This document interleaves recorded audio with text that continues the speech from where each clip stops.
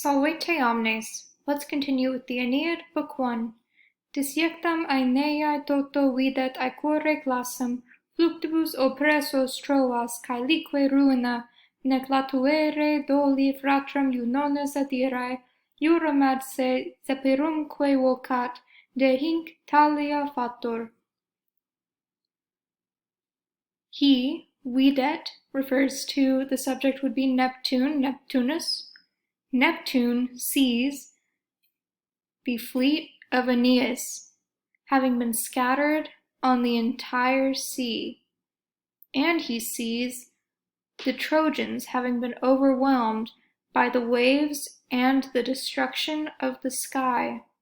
The tricks and the angers of Juno have not escaped the notice of her brother.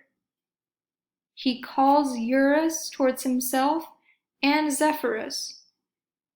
Thereupon he addresses them with such great words.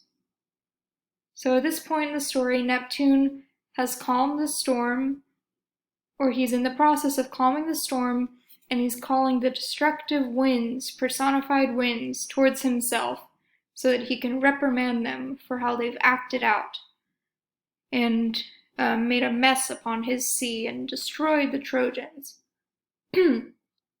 This part up here could also be construed as an indirect statement.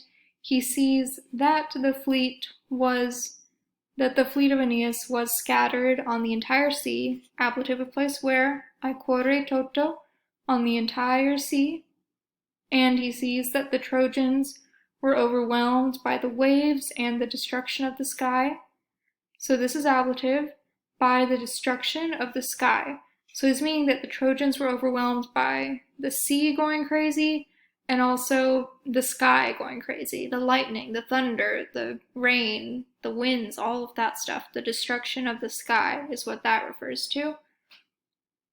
And now this part, latuere, short for latuerunt, syncopation, here's a syncopated verb.